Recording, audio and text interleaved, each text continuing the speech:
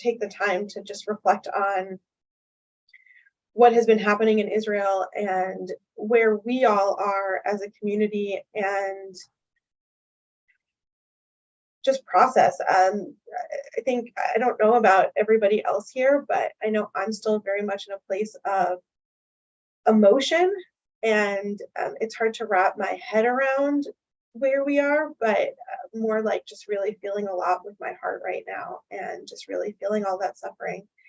And so I actually wanted to start off really with like a check-in, because I know there's so many people that we're all carrying, and so I'm gonna start off a bit with some of that, and then pass it over to you. Actually, Daniel, while you do that, Jim's having trouble getting it, so why don't you go do that? But I actually want to invite anyone who wants in the chat. I'm hoping that the chat is working, and if it's not, let me know, or we could do the Q&A. But I don't think that we have anybody in our Jewish community who doesn't know somebody who is themselves or connected to somebody who is in Israel right now, who's had to run to a bomb shelter, who has been injured, who has been killed, who has been kidnapped, who has been called up into the army. It's just, and so let's list some of those people that you're holding right now, because I know that's really where I'm sitting most of all. I'll just share that my brother lives in Jerusalem. He with his wife, he has 5 kids, and my brother's a bit older and never served in the army, and so I don't expect him to get called up. My oldest nephew is, I have to do the math a second, but he's 16. And my dad's there also. My dad's been there. So it was just so hard getting that message on Shabbat of knowing what was going on and not being able to check on them and know they're okay.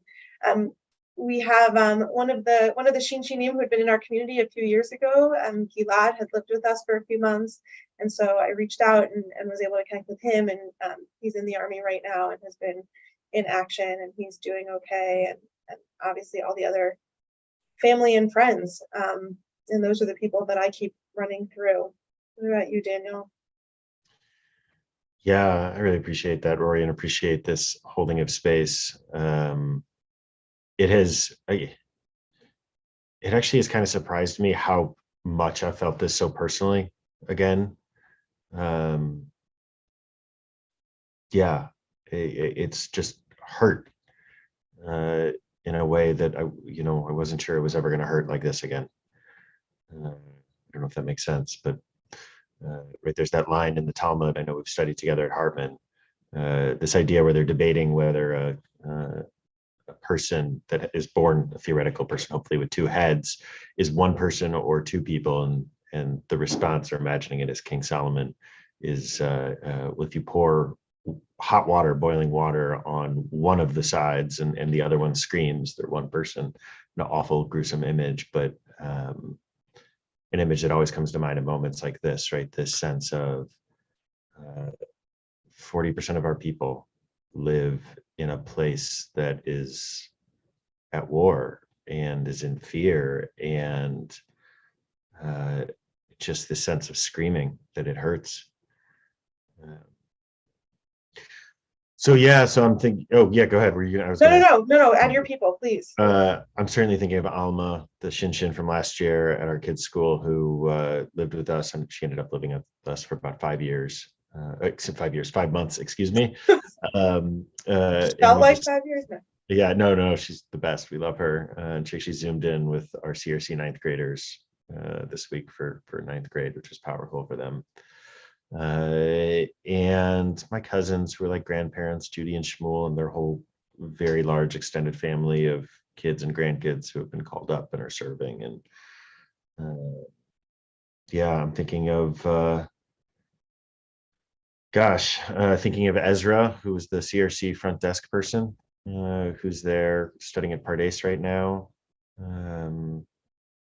And yeah, I mean, the teachers and the friends and our teachers at Hartman, and it's just endless. The Shaliachs from when we were in Peoria, been in touch with almost everyone, and everyone we've spoken to is okay.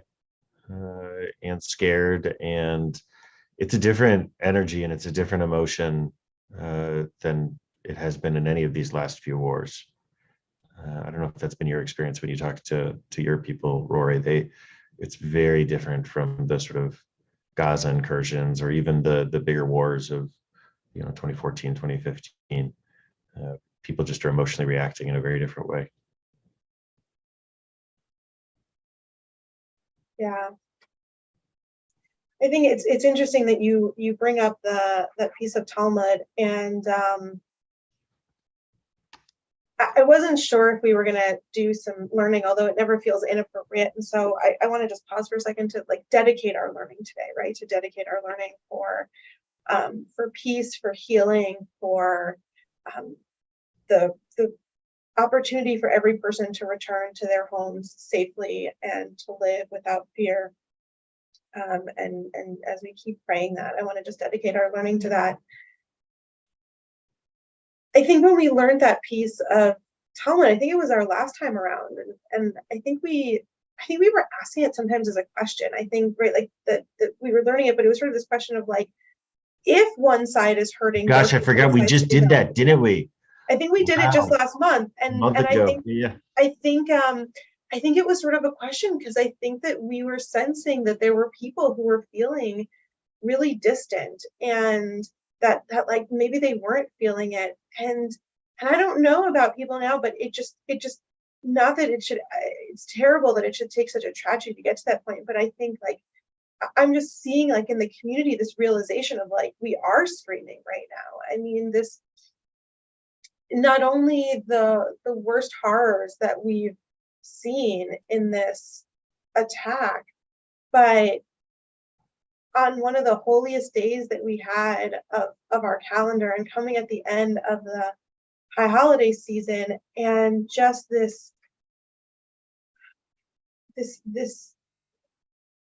it's hard for me to even find the words for what the emotions are that we're all feeling, but I think screaming is exactly it's exactly where we are right now. I don't know about you, I wasn't sure that American Jews writ large, that this was how we could still respond. I think back to, was there a war last year, 2 years ago, whenever the last sort of skirmish flare up was. And I remember it being widely ignored within the mainstream American Jewish community. I mean, you had the sort of requisite institutional posts and things like this.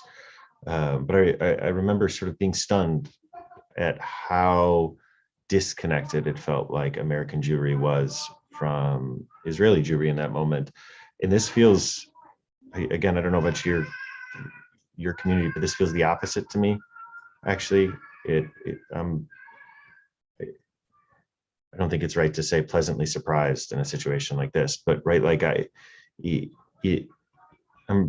am surprised, and I'm glad to see it, that particularly after that disconnection, and then after the real disconnection at the political turmoil and the sort of attempts against democracy that the Israeli government has been engaged in, has made in terms of distancing American Jews. It's really, I'm glad to see how many people are re-engaging and reconnecting, and are just feeling it, right? Like viscerally. It's not that folks are saying we should be screaming, it's that folks are just feeling it. Yeah. I invited people to add names to the chat, but nobody has, and I wonder if, are we not able to let people in the chat? I thought people can chat. Will someone try typing into the chat and see if that works? Someone who's on the Zoom.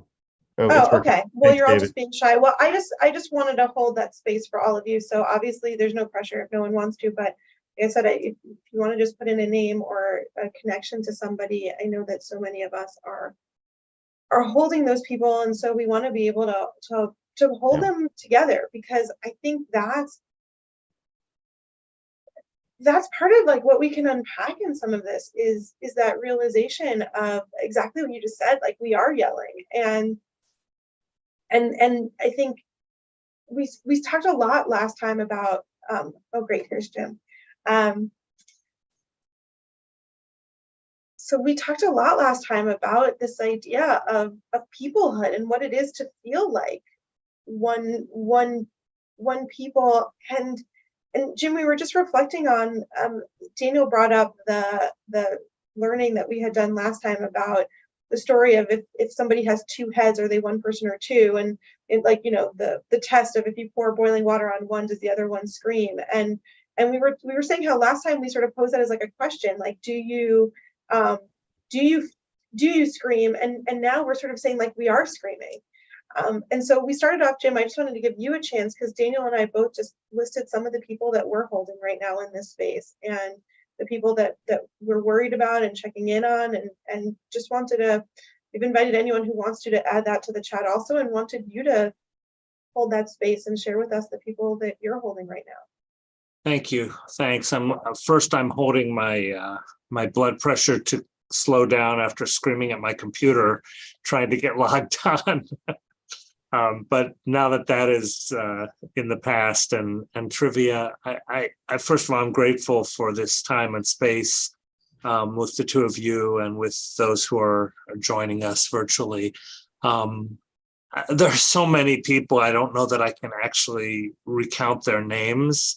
I've been on the phone and on email and through social media, as I know all of us have, with people I know and love and care about who are in Israel in various places. One of my very dearest friends' husband was called up into the reserves, and he is last I heard, he was near the border of Gaza preparing for a possible ground incursion if that comes. And their daughter, who is 2 months into her basic training, and was so early in her training with a weapon that they wouldn't even allow her to bring her gun home with her over this past Shabbat, was sent back, obviously, at the end of Shabbat to her base on the border with Egypt, just not far from Gaza. And she's now guarding an army base with a weapon. She's a child, and yet she's like so many thousands and thousands of others, standing with and for the safety of her community and her people. So I've reached out, as we all have, to countless people, and I appreciate the opportunity to be thinking about them and praying for them and hurting for them. And I think all of us are just overwhelmed with so many emotions. I think my greatest emotion right now is just profound sadness, for not only for Israel, but for us, for our world, for the belief we had that everything was okay, even when we knew it wasn't. And now the certainty that right now it seems nothing is okay.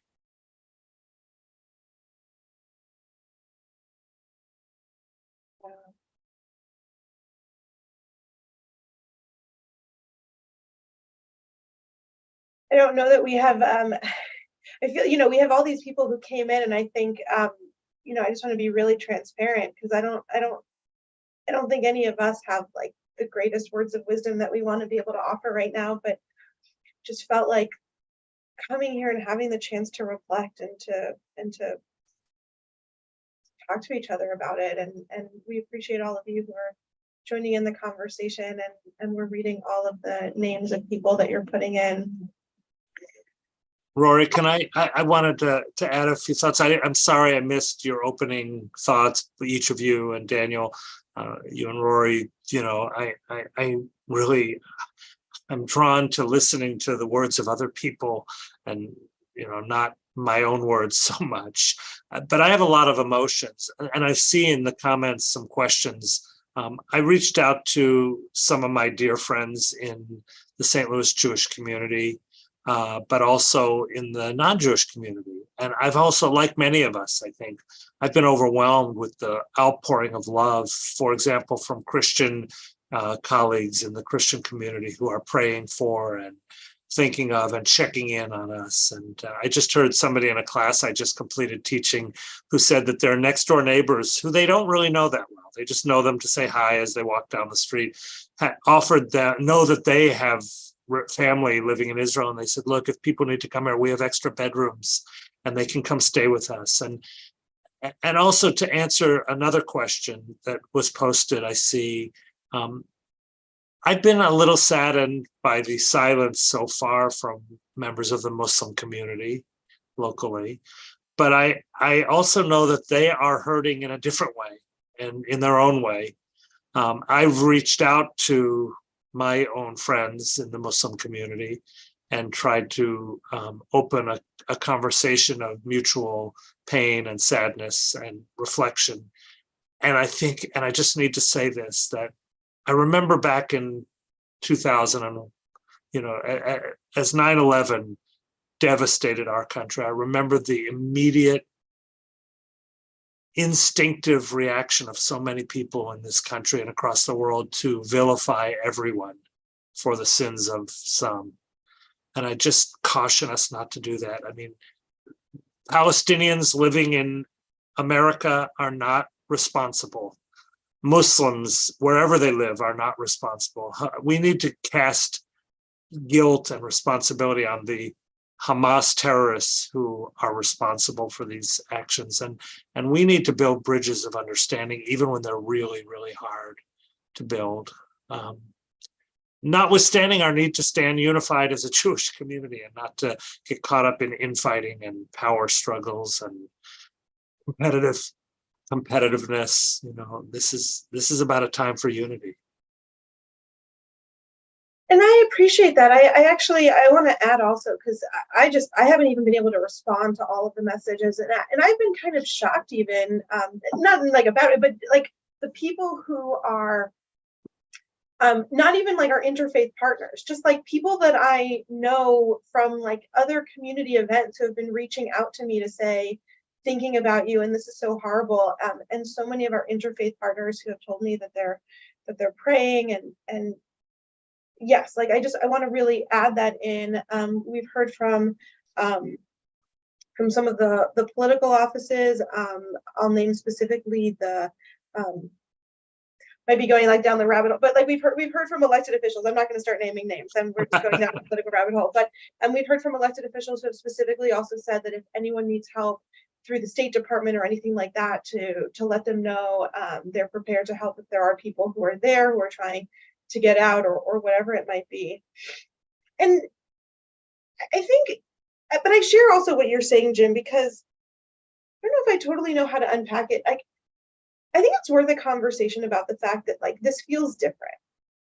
Like there's something that feels different to me in this. And I think that it's been really clear for me, like I've never been one to shy away from talking about all of the different ways in which we got to this moment or the painful history that we have. And, you know, I've never been one to shy away from faults in our own Jewish community and faults in Israel and faults in America. Like, you know, and I might disagree with some people on it, but I'm not one to shy away from all of that. And it's been hard for me that I've had a couple of conversations that are sort of tying this to like this bigger geopolitical context in a way that like I've been feeling this need to talk about this moment. And I'm not sure if I'm different in this moment or if this moment is objectively different. Like I'm still unpacking that. What I started off by saying, Jim, my opening was that I said like I'm not in my head right now. I'm in my heart. Like I am in a pure state of emotion right now. And I want to just acknowledge that, and I want to really name it. And I don't know, like, was it because, you know, like this, you know, we're celebrating this Jewish holiday, and I get this note that says Israel's at war. I mean, the images of people being pulled from their beds while they're asleep. I mean, like, just the most absolutely terrifying. We're not talking about people, not that I would defend attacks on militaries, but, you know, when we sort of know that there's people who are saying it's their job to defend a country and they're putting themselves on the line, like it's different. And the international community has different rules of war, right? Like, I mean, so again, I want to be careful. I don't mean like, oh, it's fine if you kidnap soldiers, but like, it just feels like all the more so when you're talking about the people who are being kidnapped and children. And we're hearing like, and these are things like Hamas is taking credit. This isn't something that we're talking about, you know, like we're not in a place of, so often I feel like I sit in these conversations and I'm really comfortable in a place of ambiguity. I don't love it, but like, right, like, and I've done that with both of you in this space and in other spaces, right? Like, I'll sit there and I'll say, I don't totally agree with you, Jim, but like, I want to hear what you have to say, or like, let me get this other perspective, or let me try to hear it. Or maybe the version I've heard is different than some other version, but when like the people themselves are taking credit and they're the ones that are telling us that they have these captives, when Hamas is announcing that they're going to start executing captives, like when we're hearing about concerns, and this part I don't know how true or untrue, but I'm hearing all these reports of like getting off of social media and making sure, and I do want to just say, like, just to be really clear, any anti-Semitism that anyone experiences or any of these things, like if you do see a video, do not share it on social media. Like, let's just make that very clear. We do not need to be a platform for other people's hate. And if anyone does, I know there's concern about people being scared of repercussions locally. And if you do experience anything, please contact JCRC, contact Federation, contact the ADL, contact law enforcement. Do not put it up on your social media. Like, I cannot beg you enough. Do not put it up on your social media. All that does is spread the hate to more people, and it does not actually get to the law enforcement who needs it. So, but with that brief aside, and apologies for that, like, I'm feeling this need. And so I've been really grateful because I have had so many partners. And like I said, so many who like are not the usual people who reach out, who have understood that this moment is different, that this was an attack like on all of us. Like, we all felt it. This was all of our families. This was all of our friends. This was all of us who were sleeping peacefully one night and then suddenly find the world turned upside down on a day when we were supposed to be celebrating the joy of our festival. And so I'm struggling both with like, there's some real positives in that experience, but I also think that I'm struggling with how we kind of talk about this moment to say, like, this isn't a conversation about, I don't know, this isn't like we just hosted a program marking 30 years since the signing of the Oslo Peace Accords. And like, this isn't kind of talking about like the decline of Oslo and where we are today. Like, I'm struggling, and so I'm putting that out there because maybe one of you will pick it up, because this is like I said, I'm struggling to find the words because I'm just feeling it all. But like, we're in a different moment here, and I think what our Jewish community needs is something different. And I think the conversation is a different conversation.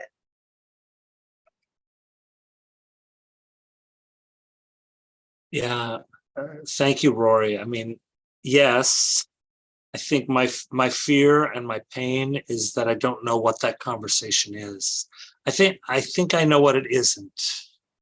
This is not a time, as you said, for political, accusations and for disunity and, blame casting and this is oversimplified, because all I can go is to oversimplification, because I don't have any depth of understanding. I just know what's in my heart, like you said.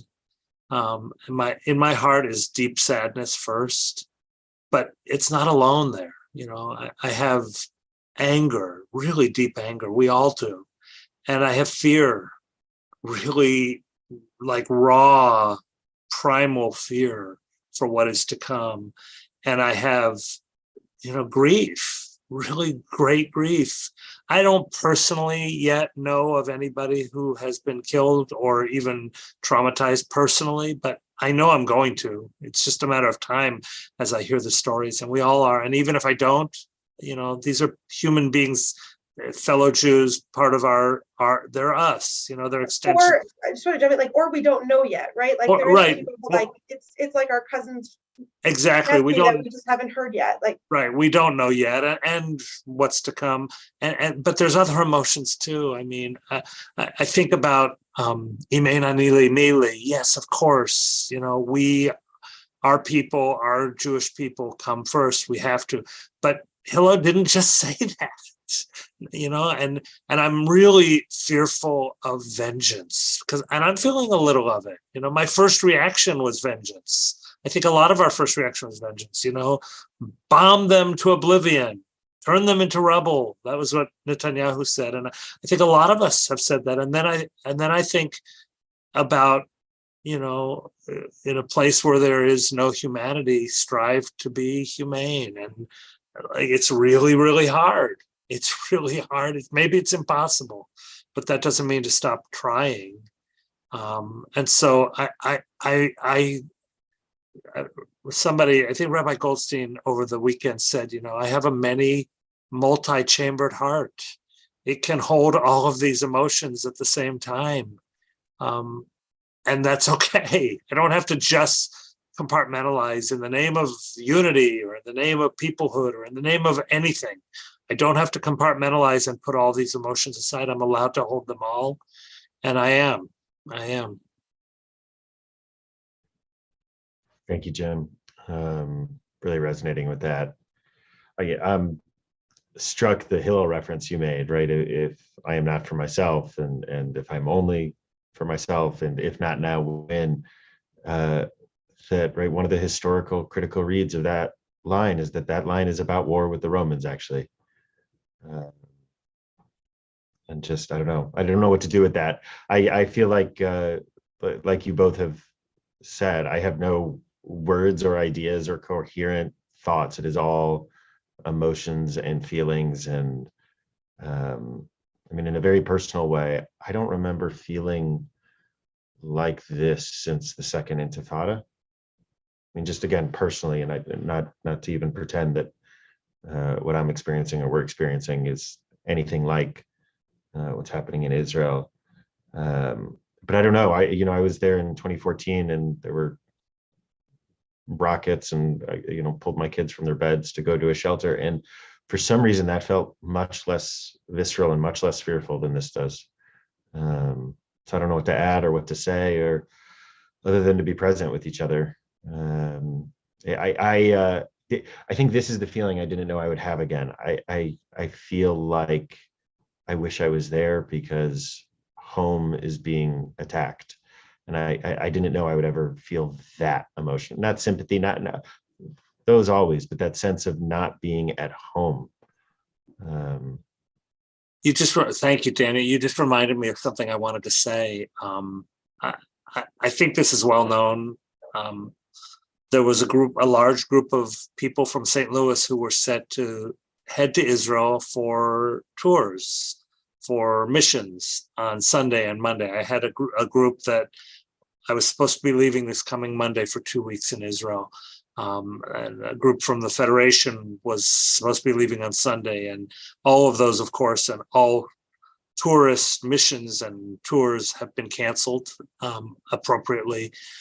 In the midst of my preparations, Rory, you're aware of this because we spoke, I was in contact with a tour company, Mejdi Tours, that does dual narrative tours of Israel and the West Bank. And I was in close contact with them just the few days before the weekend, designing a visit to meet with people in villages. And of course, they reached out to me and said, we assume you're canceling, but this is why I brought this up, because I cannot help but be hopeful.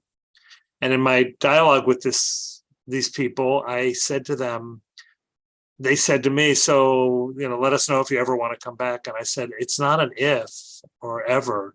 I said, we will be coming soon as it's safe. We will be scheduling as soon as it's appropriate. We will be scheduling, whether it's to come on solidarity missions, whether it's to go and volunteer. I actually explored whether it was possible right now. And I was told we do not want, 65-year-old rabbis to come and volunteer right now. We don't need you there. But, there will come a time soon. And I really believe, and I don't know how to believe this, but I am working to believe it anyway. I believe in hopefulness and optimism that I don't know what it looks like. And there is so much tragedy and pain now and down the road, but I do believe that it will eventually get better, and maybe even better than it was, if that's possible. I don't know. I pray that it is, but I'm hopeful. I am, because I don't know what else to do except to be hopeful. By the way, somebody asked me what to do, and I just want to say this out loud. The 3 things that somebody told me are needed right now, I'm just going to repeat this. Reach out to the people we know who are hurting and in pain. Tell them that we're thinking of them. Even if they don't answer, somebody emailed me angrily, my friend in Israel hasn't responded. Why do you think they're not responding? I said, do you really have to ask that question? But reach out, send message, even to people you don't know, just send messages. I'm thinking of you. I'm praying for you. Second, we're rabbis. We should be praying. Even if we're not sure what we believe, we should be praying because we know how to do that. And third, we are so privileged. We should share what we have, and we need to be generous to give to the many, many efforts that are helping people in crisis. They need our support. And so whether it's through the united financial campaign that the federations and the URJ and the National Synagogue and all the organizations in the world really are working together on a unified campaign, we should all be giving generously to that, and also to other causes and people that we know who need our support right now. Well, Jim, I guess I would just throw in too that, so much of what's happened in the last year in terms of the anti-democracy movement and then the protests against it in Israel, I think have alienated a lot of American Jews who all of a sudden feel reconnected again. And I just want to encourage folks that, right, like you can find organizations that fit with your values that are doing the sort of work that you want to do in Israel. And that to me is, if there's any silver lining that comes out of this in terms of the connection between American Jewry and Israeli Jewry, it's that I really hope that American Jews will re-engage with Israel, and beyond re-engaging, we'll create the sorts of partnerships with the people who share our values, right? If the occupation is so abhorrent to you that you don't want to be involved in, big mass support structures, great. There's so many progressive groups in Israel that would love to build those bridges with progressive American Jews and love to begin those dialogues. And so there's so much out there and so many opportunities to re-engage with building the Israel that should be there, that can be there. And I just also want to add a 4th thing, Jim, to your list of 3 that, I think what we all really need to be doing is going out there and arguing with people on Facebook. I think if that's the only productive thing. I would not fault anyone for being off of social media right now. Yeah, I'm torn, Daniel. I know the sentiments of what you are saying. I'm not sure it's productive, but I think that every person has to choose for themselves whether it is energizing and mobilizing and valuable and meaningful to be engaging that way, or whether it's... Oh, no, that was a joke. Sorry. I thought you were being serious. No, I was entirely joking that we all get into I think everyone, right? Everyone who cares about Israel at some point or another gotten into one of those endless debates with the one uncle or cousin or whomever. And you put all your energy and all your utziness and you feel like you're standing up for them, and none of it matters. It's right? Well, I agree, but thank you for clarifying. But the reason I reacted that way is literally while we're talking here, a message just popped up on my screen with a very dear friend of mine who I've known for over 50 years, who lives in the West Bank. 2 of his sons are mobilizing and going into the army right now. And he reached out to me the other day to chastise me privately on social media, not publicly. And we've been engaging this dialogue back and forth, and it's respectful, but I agree with you. Obviously, there is no place for public, debating on social media right now. And as Rory said earlier too, like to be promulgating the horrifying anti-Semitism. But I wanted to respond to your comment. There are so many progressive organizations. My dear friend Daniel Sokech, who's the executive director of the New Israel Fund, has begged people to support them in the small NGO financial support that they are doing. And it doesn't have to be either or. That's my point, is that we should be generously supporting as many that we feel comfortable. And if we don't feel comfortable with one, support another. But we are so privileged and blessed. We have enough. And there are people in crisis who don't and need our support. I really appreciate, I want to lift up those three things that you said, Jim, taking away Daniel's sport. But and I want to really, but because also I find that in times of crisis, often our first reaction is feeling helpless, like especially, when we're so far away and we want to find things to do. And then often the things that we find to do are actually not helpful things. And so I want to actually also take a minute to just reflect on that, because there is, and there will continue to be so much disinformation and misinformation that's being put out. And I know that's why we have the instinct to fight it. But the same way that we can read something and know it's absurd, because that's something we know about, we also get some of that news and then believe it and share it. And so please, don't share things if you have not either gotten it from a reliable source or in some ways have validated it, especially if you're starting to talk about, like I was saying, talking about attacks on places or people's names, there's people who are suffering, who are worried about family in places. You are not the one that needs to be disseminating all of that information. Look for the organizations that are on the front lines. I mean, so we've listed, but there's so many organizations, and whether you want to look, I appreciate what you're all saying. If people feel disconnected, and the best way to access it is through some of these more progressive organizations, there's a lot more of the centrist and mainstream organizations through Jewish Federations of North America, through the Jewish Agency, through whatever it might be, that is doing some of these. I know that I'm getting pulled into some calls about what HIAS is going to be doing. Also, there's a lot of people who are being displaced, and I'm happy to share more after that conversation.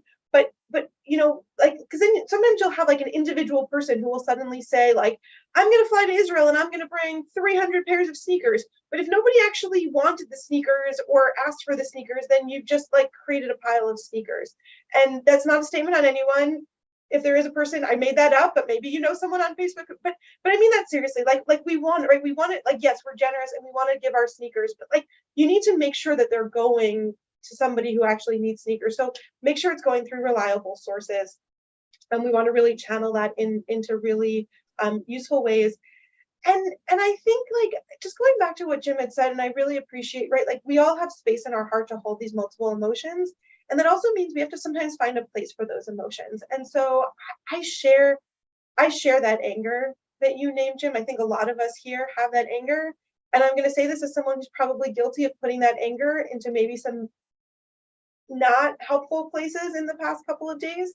But that anger is not on that random person on your Facebook, or it's not a place to put it on,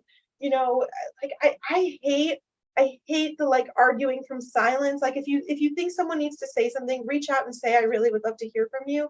But I can't believe that you didn't post to your Facebook. You never know what someone, right? I always found it interesting, doing this work, especially early on at the JCRC, there was when I started here, there was a wave of terror attacks across Europe, but it felt like every day we were drafting messages and condemnation and support and all these things. And then something would happen in the Jewish community. We didn't put out a message. We just got to work, right? I remember when the cemetery was vandalized, we didn't have a statement about the cemetery. We just went to the cemetery and we cleaned it up, right? And I just say that to say that doesn't mean that maybe someone is hurting, but reach out to them and say, I'm really hurt by not hearing from you. But we never know what other people are doing behind the scenes, or who suddenly got really bad news about a family member or whatever it is. And if there's something that you see that you don't like, just speak out and reach out. I think what Jim said, where it's appropriate to reach out privately. But, just if you think someone should have said something different, send them a note and say, I wish your words had been different, and tell them why.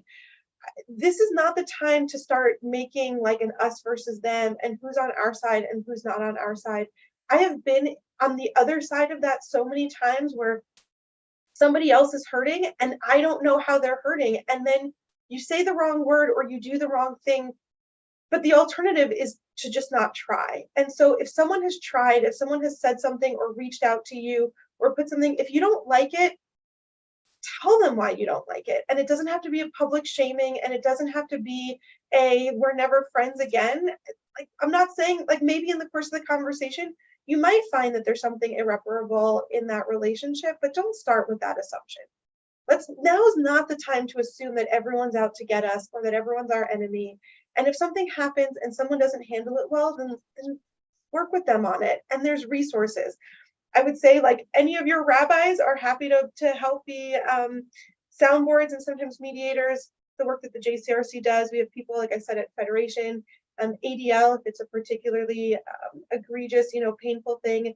The Holocaust Museum does educational programs, right? Like, we have all these resources in our community, but we have them because we want to get people to a place where we're in relationship, not because we're trying to say, you're dead to me and you're dead to me. And that doesn't help any of us right now. So if you're feeling that sense of helplessness, go back to Jim's list. Prayer doesn't always feel like it's doing something, but it does. And we can have different theologies of it, but I'll say it does.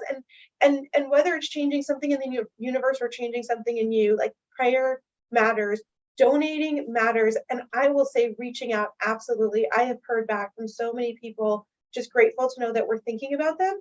And I know that all the people who are texting me and saying, just thinking about you right now, makes me feel better and less alone. And so even if right now, while you're listening to us, like, take out your phone. Honestly, I've done that a little bit. Like, Jim was talking and he reminded me of someone, and I picked up my phone and I just said, like, hey, sending love. And I've already gotten a response that I haven't looked at yet because I'm in the call, but I will. Everyone appreciates it because we're all feeling alone and scared. And one of the things that makes us feel less scared is feeling less alone. And one other thing that I'll add to our list that we're doing here.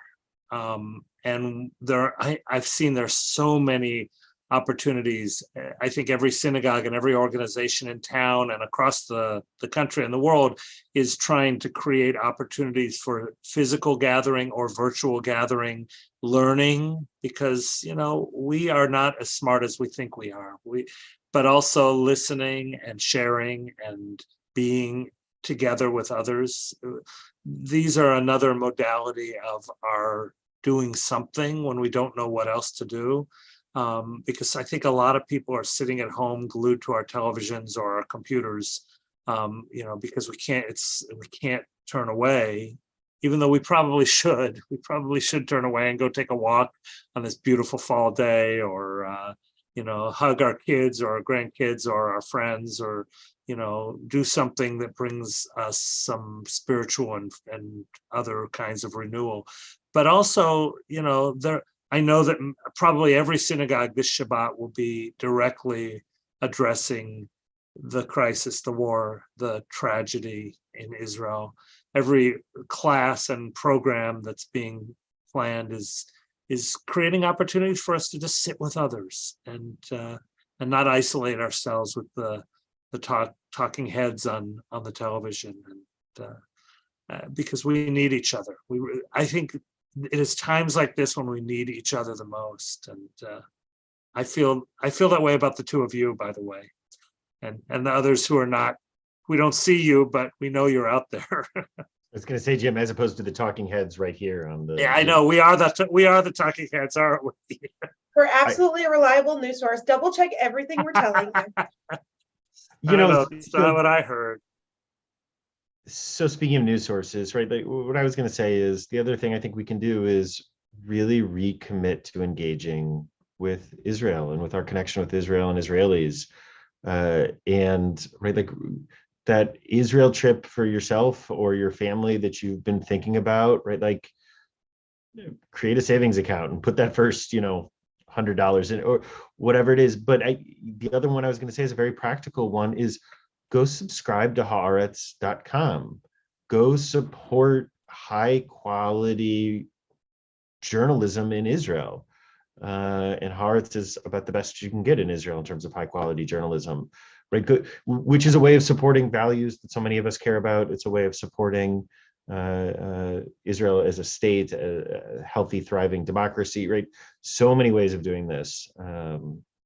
So yeah, I think we all can do that. I know that's where my head is at, the ways that I want to recommit to my relationship. I haven't been to Israel since before the pandemic. I think we saw you there. Why don't Yeah. why don't we go together and do a podcast from Israel? There you go. Why don't we bring all of the people who watch us and listen and have a behind the curtains mission to Israel? Now we're talking. I actually, it's one of the things somebody mentioned earlier. I mean, you both, I think, mentioned about going back, and I was invited. I like haven't gotten more information, but a few weeks ago I was invited on a trip in February, and like my first thought was like, I'm really glad that there's something. Like my thought wasn't, is it going to be canceled? Like my thought was like, I'm really glad that I have an opportunity. Although I'm a little nervous because I don't have a ticket yet, and it feels inappropriate to email the organization and be like, when are you going to book that? And I've had some other opportunities, which is hard because it's, we have jobs, and so it's not always easy to get away for a week or, I say with probably some of my board members on here right now, but no, I've been thinking about that. I've been thinking about the fact that like I have some kind of open invitations for. There was a trip I was supposed to be on last year that I actually canceled because of the legislature, and I couldn't get away. It was in May, and it was just and I was not in a good place personally. I mean, it wasn't about just like I felt like I needed to be with my family, and the thought of leaving for a week and being away from my kids was just like more than I could handle emotionally. And so they reached out and offered me the chance to go on the next trip, and I told them that I didn't have, this was like and now I'm suddenly like there's that yearning of like what it is. And I just, the first time I ever went to Israel, my very first trip was in 2002 during the Second Intifada. And so I just remember like a couple of things to tie that in. One was that I remember like going to Israel, and it just felt like everywhere I went were people just saying, thank you for being here. Like the red carpet was rolled out, right? It was just like every store was like, thank you. Here's an extra whatever you want to buy. Like, please. And I remember also though, like very much this sense of like what it meant to go and to say like I remember like I went with my mom, and I remember, like going to like Sparrow's Pizza, right? Because Sparrow's had been the site of a huge terror attack a few years prior. And so it was like, Sparrow's rebuilt, and you're going to go there and you're going to eat there. And not because we necessarily like, it wasn't like that was our favorite pizza or whatever, but because like, this is what it is. Like when you feel under attack, or when your people are under attack, like what it means for other people to show up in solidarity, what it meant after the horrible shooting in Pittsburgh to have so many people come to our synagogue the following Shabbat, right? Like that was the message of saying like, we're not afraid to be here. We are with you. And so I share that feeling, and I know it's really messy right now, and unfortunately in some of these trips, like in the immediate, but absolutely, like more of these trips are going to be popping up, and if you haven't gone yet, like to really see on the ground all the things that we're talking about. One of it, I'm going to like maybe shift just slightly, because one of the things I've also been thinking a lot about, and thinking, it's something like for the JCRC and as a community, like to really talk about, is that I feel like so many of our conversations are about the West Bank and the Green Line and occupation, and we could talk about all of these things of what's happening in this land that's on the West Bank of the Jordan River and on the eastern side of the Green Line in Israel. But this is a story of Gaza right now, and we don't tell that much of the story of Gaza, and Gaza's connected to the story, but it's also its own story, and it's a different story. And I'm not sure that I know enough of the story of Gaza. I've been into the West Bank, but I've never been into Gaza. I've never been able to go into Gaza. There has been a blockade of Gaza. Israel has been part of it. Egypt has been part of it. Israel unilaterally withdrew from Gaza. And like as an aside, like I happen to think, like for all that everyone was seeing the Golda Meir movie, like, and I've said this to a few people, so this is like my new like soapbox, like I want to see the Ariel Sharon biopic. Like I happen to think like Ariel Sharon, like there's like no bio of him that's supposed to be any good yet, and like I'm waiting for it. And he's such a, because like the like quick version is like this was a man who was like a super right-wing hawk who was held responsible for The butcher of genocide Lebanon, they called him, right? Yeah, the butcher of Lebanon, right? He was held responsible for the genocide at Sabra and Shatila. He went on the Temple Mount and started the Second Intifada, became prime minister, and then unilaterally withdrew from Gaza. And if you hadn't seen those pictures, I mean, he dismantled all of the Jewish settlements in Gaza.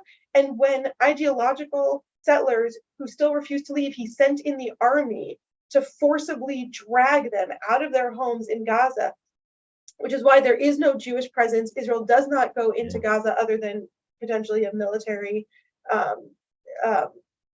whatever words we use for that, And just think action. what a world we'd be in if he hadn't had too much Coumadin and hadn't had that stroke, right? I mean, it's like this wild thing. And then, right, but he pulled out without a peace deal, and then Hamas wins the election and Hamas takes control.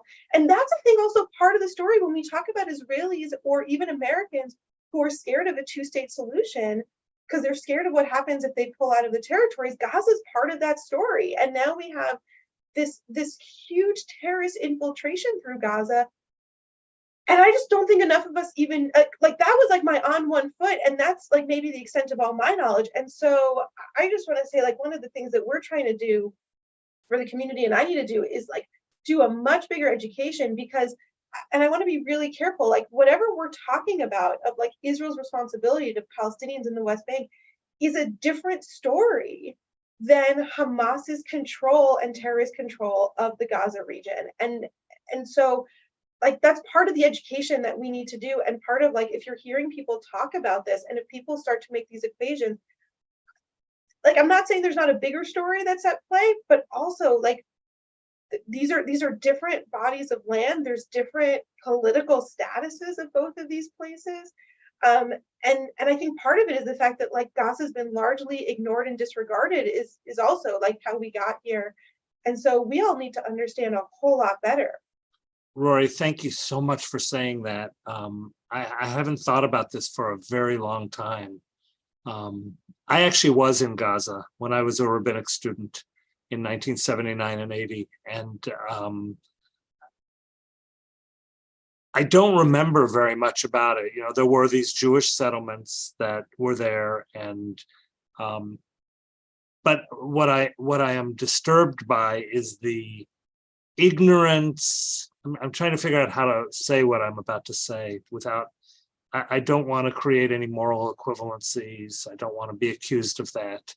But there is such an ignorance of knowledge, a lack of knowledge, an abyss, not only with the occupation in the West Bank, which, as you said, is where we've been so obsessed for so long, but there's ignorance as well about Gaza. And, you know, Gaza's, I hate it when I hear Gaza described by the news media as the largest open air prison on earth. You know, that this is a place where millions of people live and have lived for a long, long time, and for better or for worse. And as you said, Sharon's uncelebrated heroic act at the time, or at least visionary act, or what he believed was a visionary act, is just one tiny piece of the story. But there are dual narratives. There are multiple narratives about the land and the people, and arrogance of certainty that we all possess as we think about what we believe to be true or what we are certain is true. I think it has to be tempered. And look, that doesn't minimize the certainty that we all have of the immorality and the inhumanity of what's happening right now. That's real. But again, you know, in that multi-chambered heart I referenced before, I have to hold a place for, wow, there's so much I don't know, and so much about the narratives that I have believed to be true that may be true but incomplete. And I think for us as humanity, as a human race, to emerge from this or any other horrifying conflict, we have to find a different way to move forward. We do. And I don't know what it looks like, but we do. We do. We can't just stop this and go back to what was before. And what scares me the most is that others who I don't agree with have different definitions of what the new reality will look like. And that scares me too, because I think it could be even worse if we're not careful. No, I think that's well said. I do want to just make mention, and I know you gave credit to Rabbi Goldstein for citing it, but the notion of the many-chambered heart, the heart of many rooms, or whatever we call it, comes from the Talmud. I think it's a requirement for becoming a leader or becoming a rabbi. I forget exactly what it was, but the idea that like you had to be able to make yourself a heart of many rooms to be able to hold a multitude of opinions in it, and that actually. I think this is one of the things that's fascinating to me about Judaism. Like so often, I don't have a PhD, so I'm not one to talk about it, but like, let's pretend, right? But I think like when you graduate from a program, you're supposed to pass these exams and show that you have a knowledge of something. But for the rabbis, like they would give a halachic question and you actually had to create the arguments in favor of all of the answers. Like you were supposed to be able to prove why this thing was kosher and non-kosher at the same time. And that was how you showed that you could be a leader, which is, I think, like a great lesson for all of us, like in this moment, that's not just like a trait that we're capable of, but that's actually what we aspire to. That being able to build this response, or being able to sort of hear, or not even hear, but to draft the other person's opinion and say, I can hear it, I can actually write my own defense of it, is just one piece of that. And I'll just say as like a quick kind of funny note, the teacher that started us all, right, with the Hartman Institute, David Hartman, has a book called A Heart of Many Rooms. And so during COVID, as you all know, before I graduated from Hartman and became a senior rabbinic fellow like my colleagues here, so during COVID, I was still a student at Hartman, and so we were all remote. And so when they reached out to us, it's very sweet for my cohort, they sent us a sweatshirt. And on the back of the sweatshirt, it says A Heart of Many Zooms. And it has the Hartman logo, which has like multiple boxes, but they're like Zoom boxes.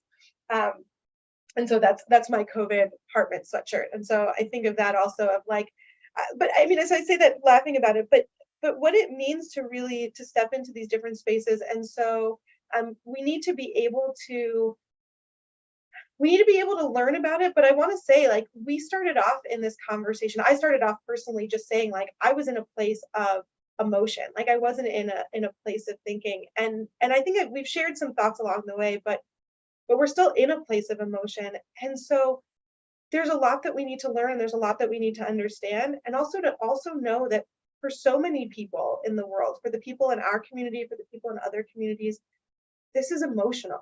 And so what it means to know that, I don't have to agree with all of it, but we have witnessed vicariously and through media, but we have witnessed one of the most, I think it's important to like mention this. Like I was seeing people where it's like, when you look at the list, like I think this was a top 5 most deadly terror attack in history. I think 9/11 still being number 1, but like if you're having a hard time right now, if you're struggling, if you don't have the words, that's okay. Like we all witnessed something horrific.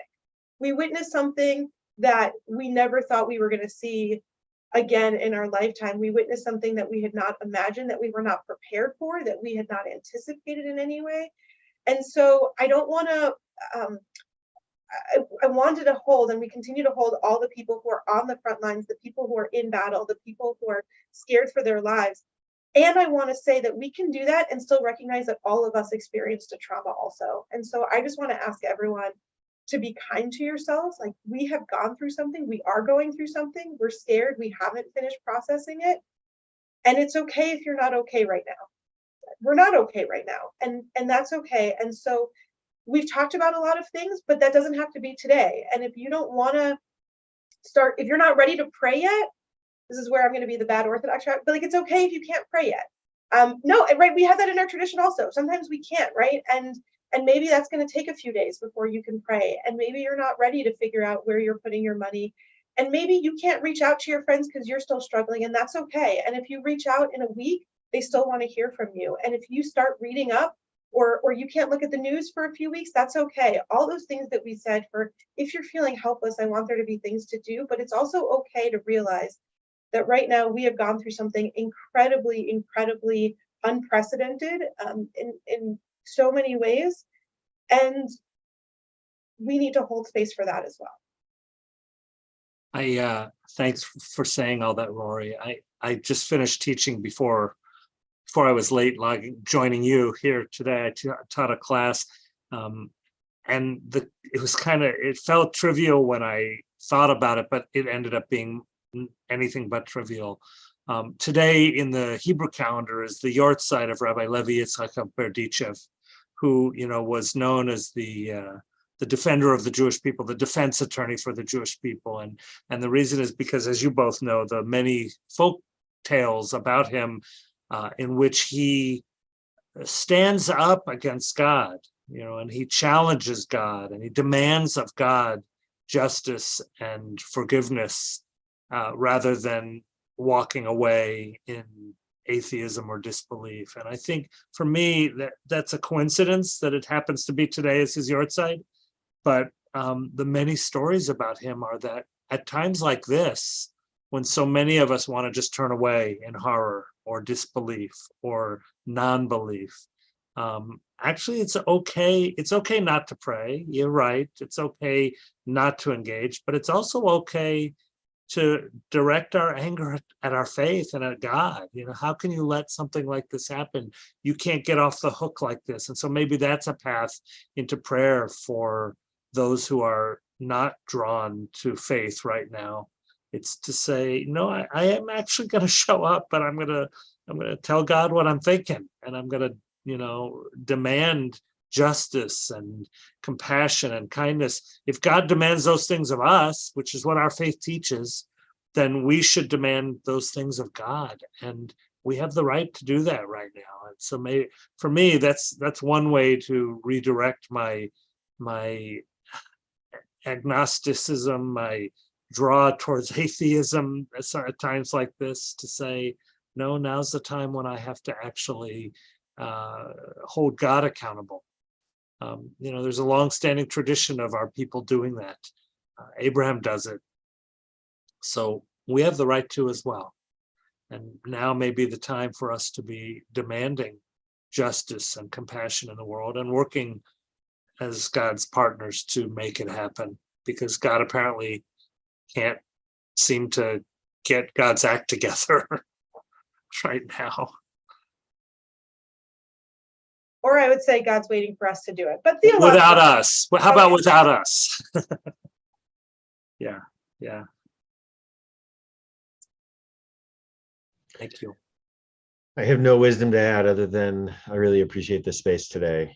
And like we've said over and over, I feel in the midst of the emotionality of it all right now. I want to find a time to get back there and want to find ways to re-engage both myself and my family and our community. And Well, let's keep working together to do that.